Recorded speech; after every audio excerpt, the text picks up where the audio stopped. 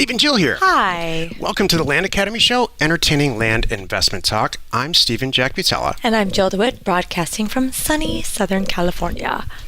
Today, Jill and I talk about the truth, about contracts. The guidelines are rarely enforced. So we're going to talk about contracts with a lot of personal experience, actually. We're going through some of that stuff right now. I have so many examples of this. Everybody ggets hung up and says, well, oh, it's in writing and I signed there. And then, but the reality is, nobody cares. You know, it could be a cocktail napkin and you could submit that as your document, number one. And number two, good luck. You know, no one fights this stuff. That's for the movies. So while their contracts are really important, they play a huge part in buying and selling real estate for sure. Yeah. If not anything else, it outlines the understanding and the pricing and things like that. But when stuff goes a little sideways, contracts are out the window. The newer people, greener people tend to look back to that contract instead of looking everybody in the eye and saying, let's just work this out together. So we're done with it. You know, you got some stuff you want. I have some stuff I want. Let's get through it. Hey, that's the end of the show. There we go. Call it done. Before we get into the topic, the real topic, let's take a question posted by one of our members on the Land Investors online community. It's free. John asks, why are you...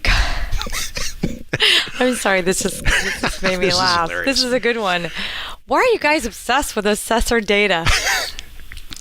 Well, John, it's nice knowing you. Sorry.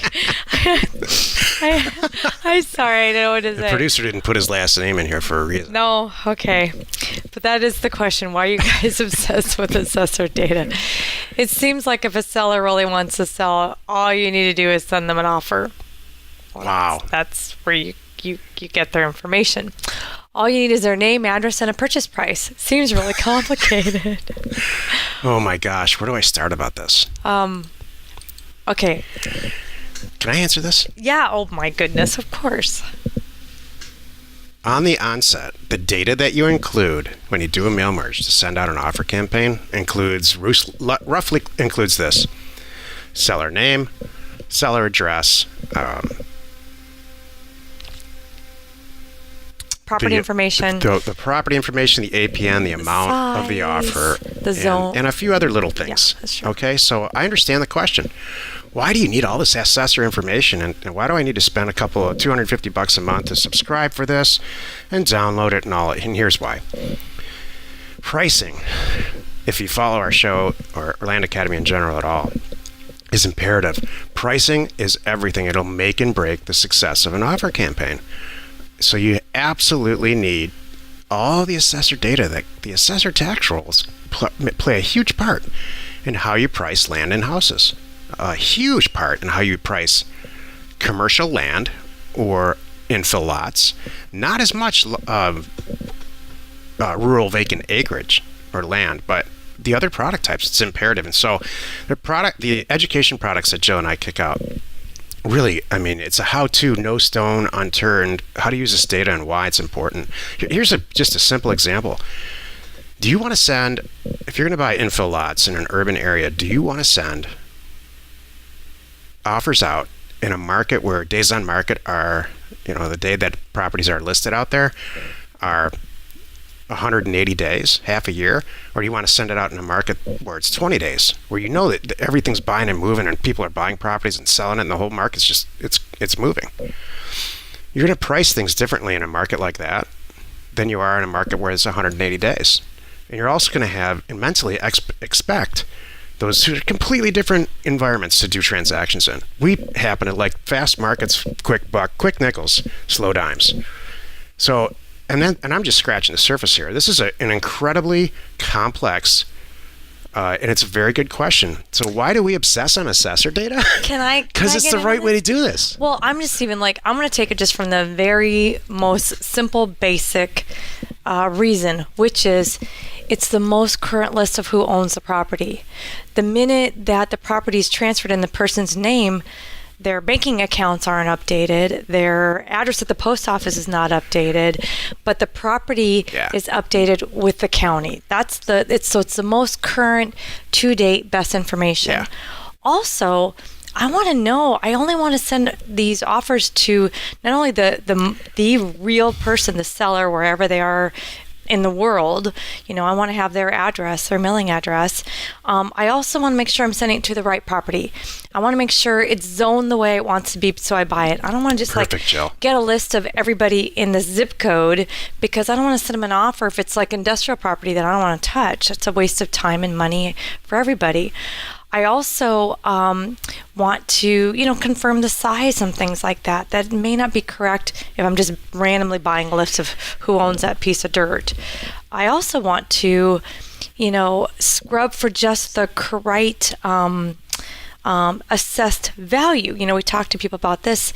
If you're sending an offer to an area, and maybe you can only afford to buy property up to X amount of dollars, well, you don't want to insult the planet. And if somebody's got a beautiful corner property, next to a Starbucks that's worth, $600,000, you don't want to insult them and send them an offer. So I need that too, to make my list as good and it's imperative. Specific as I can. It's imperative. So Jill and I go to a lot of live events, or we did in the past actually. And I every once in a while, I ask people, how do you get deals? And some of them say, well, we do this, and this. And we used to send out offer campaigns, but we really couldn't get that to work for us.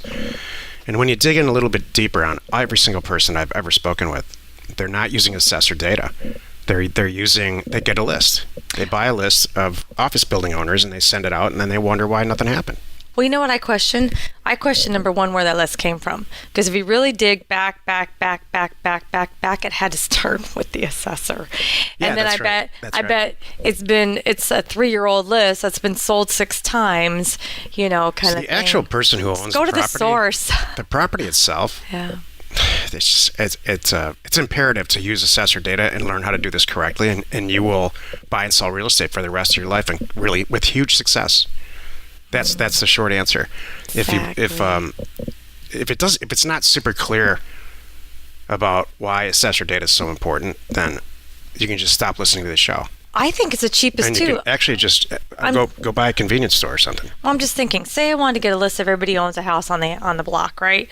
But what am I going to do? Pay my assistant to knock on doors when we're not going to? Hi, can I have, or whatever it is? That's not going to work.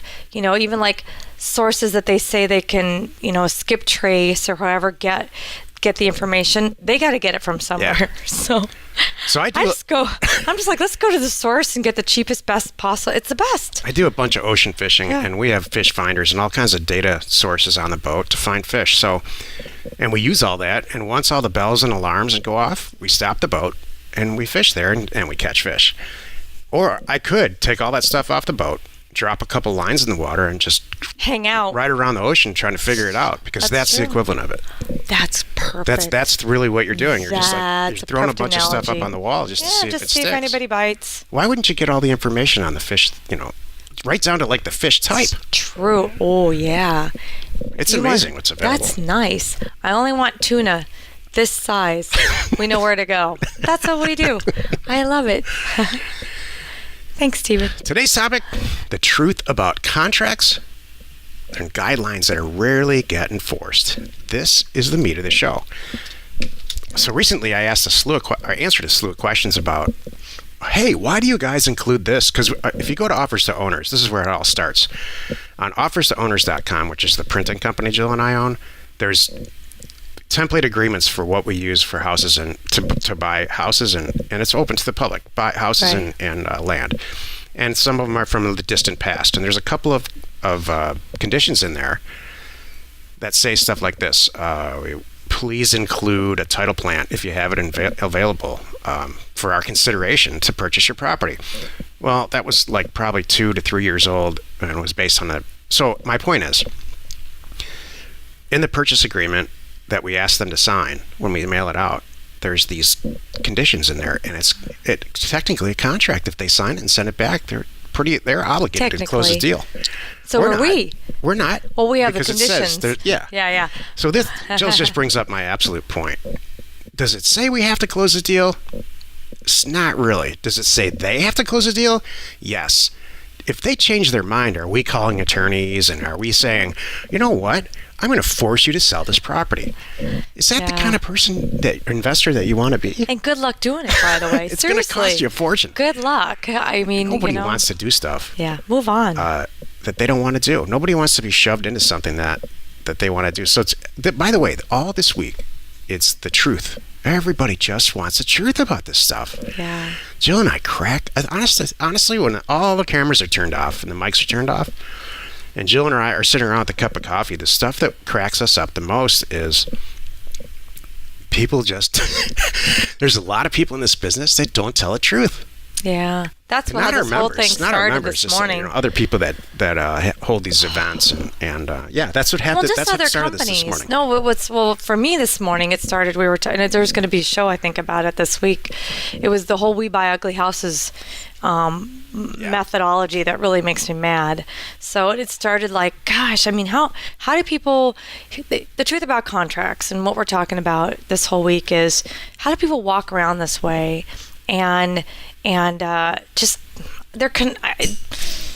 it's not right. I'm trying to be politically correct, but it's not right and a little bit sneaky what they do. They make people scared.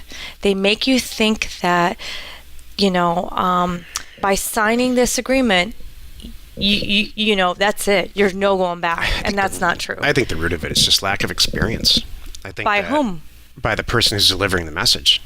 Whatever message. Oh, I don't think so. I think they're told that message. Well, I think there's a lot of inexperienced people who love to get in front of a camera. They love camera, and so that's driving their decision to do whatever they're doing instead of what should be driving it is actually helping people. Jill and I, here's an example. Jill and I taught a class. We were guest professors at a college for a while. And we would teach for a while. They asked us to come in the professor would ask us to come in when they couldn't make it. And so I'd start the whole class off. It was the last class in a master's degree, an MBA, and it was called Being an Entrepreneur. And I said, up till now, I'm sure you haven't learned X, Y, and Z. And every single kid's jaw was on their desk. So I said, Jill and I are going to spend the next hour telling you exactly how the real world works. How to do well financially, what to expect from your first job, your last job, and how to get out of it or into it, and they were absolutely amazed. We told the truth. That's what this whole week is. That's so I see a lot of people. That's our whole business philosophy. No, I'm not kidding. I'm serious. That's why we don't need to do this. I think that's why we're here. That's why we're here. Hold on a moment. I think that's why we're here, and I think that's why our whole community is so successful. Good, bad, or otherwise, we're going to tell the truth. And sometimes I wish Stephen wouldn't tell me the truth, but he does. I want to hear an example of that. It's girl stuff. Okay, look in this. Does this my bottom look big? Yeah. Hey, you come on. We all know. You have told me flat out, Jill, that's not your best look, and I have to accept. You have used those exact words on me, and it's okay. Really? Yes, you have. It's okay. You asked, I shared. You know what? You asked. I'm telling the truth. I'm trying to think what my version is of that. It's all good. My version is, hey, babe, I think we need to get you a haircut. Yeah, that's right. It. Or cut all kinds of other stuff. Yeah.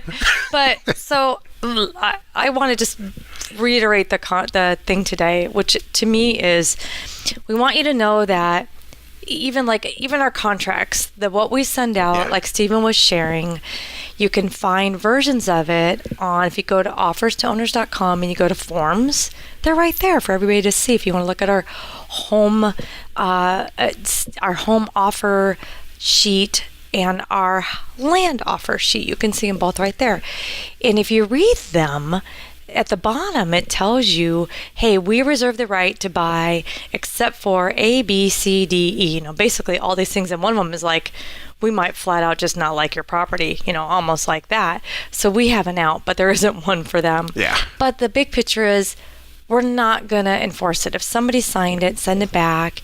And we said, okay, let's do this. And they, who knows, whatever. Oh my gosh, my brother-in-law just called and he wants to buy the property after all this happens. We're like, great, thanks. All right, well, if anything happens, let us know. No, we're not going to go, you signed this and we have to follow through. No, it's doing the right thing. And then, the reverse is true. And the point Stephen's saying is, the bigger picture is, we want you to know about it, you want to be aware about it, and we want you to always do the right thing. That's the most important thing, is let's all get what we want. So I will, to counter this point, counter my own point, our point here. Here's where it is appropriate to sue the hell out of somebody because they earned it.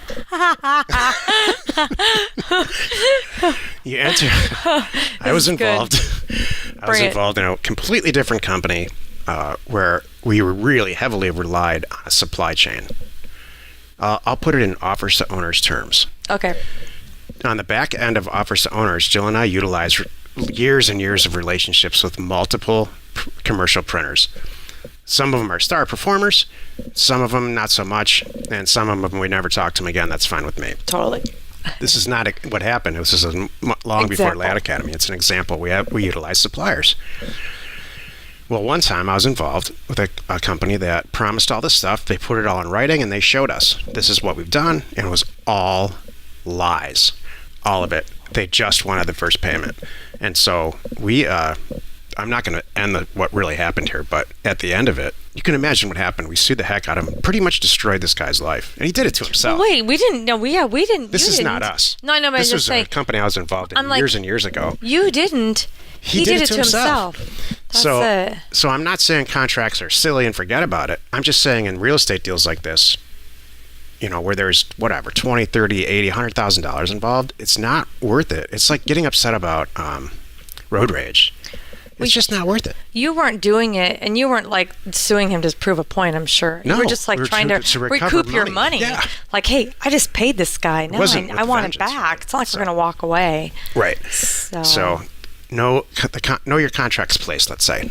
Exactly. You want to, and my ending is you want to always enter into them with good faith, doing the right thing, convey to everyone, make sure everyone's on the same page. Hey, we got your signed offer back. We're excited. We're reviewing it now. We agree on the price. Yeah, let's agree on it, and that's going to be. And you know what? It's a guideline. And here's one last thing too. Like we're doing right now, we agreed on a price, and when I tell a person that's net to you, I follow through. And right now I'm having it happen. Right now we're trying to figure out where there's an extra $2,000 in back taxes that might have been missed. And you know what? And here's how we roll, and here's how I'm telling my team. Whatever it is, I told her net to her. So if that $2,000, we're gonna eat it. Yeah, we're gonna eat it. Good for us. Because I did. Because I did promise that. I'm not gonna go to her and go, "Ooh, oops." And by the way, it's because of a title agent who may have missed it. We're checking it right now. We think that we're right, and it's not. But if we're wrong, and this title agent confirms that this $2,000 is off, I'm not gonna go to her and go, hey, it was all big. It was a mistake, and now I'm taking $2,000 off the top. No, I'm gonna do the right thing. She's counting on that check. It was not a deliberate thing on anyone's part. It was missed, and so I'm gonna follow through. So, know your contracts and go into them with a be a good person and follow through. And by the way, by doing this, I know what's gonna happen. This person has other property that we're hoping to acquire. And this is not the reason that I'm doing it, but I'm sure it helps. Yeah. Because at the end of the day, I know that this seller knows that we're good people and we stand behind our word, even if we made a mistake. So if and when she decides to sell other property, we will be her first phone call. And it's just good karma anyway. There's another underlying message here, and my hat's off to you. You're checking the escrow agent's work. You're not just trusting. I see especially real estate agents, really just trust what an escrow agent's doing, and they don't even look at it. They don't look at the math. They make mistakes, man. All the time. All the time. All the time. Exactly. This is a $2,000 mistake. This is a perfect contract example. This is a $2,000 mistake that they're making. Yeah. And we are absolutely ready to eat it and the whole deal. And with a smile on our face. Exactly. I know we're right. I think we're right, and it's going to come back. So we could look at the contracts. This is a huge title company, and I'm sure we could send it up to the top of the CEO and screaming and kicking. You guys are slowing down our deal, making a mess. You're incompetent and liable, and all that's true. Why? We're going to make what, $180,000 on this deal? Exactly. Ish. So I think we can eat the 200 $2,000. Even if we're making work. 10, it's the right thing to do. Right. I agree, you. Jill. Well, you've done it again. You spent another 20 minutes listening to the Atlanta Academy Show. Join us next time where we discuss the truth about property tax bills. And we answer your questions posted on our online community. It is free, and you can find it at landinvestors.com. You are not alone in your real estate ambition. That got a little ranty. It kind of, we're passionate. Passionate, I think, is a good term, and I'm glad that we're sharing this stuff. People need to hear this. I think so too. I think people are afraid. It's like you have a surgery. We all panic. Say you had a surgery 2 years ago, and a bill shows up right in the mail, and you think you paid all the bills, and you're looking at a bill. This, to me, I don't know if this ties together for you, but it kind of does for me. My first instinct is, oh shoot, did I forget to pay someone? I didn't do something right. But you need to double check your work, and it may not be right. So I don't know how that ties to contracts now.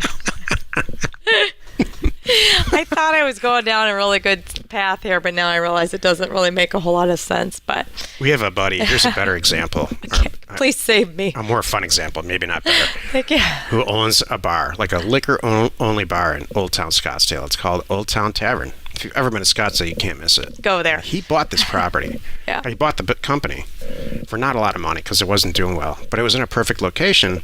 He added live music. He expanded.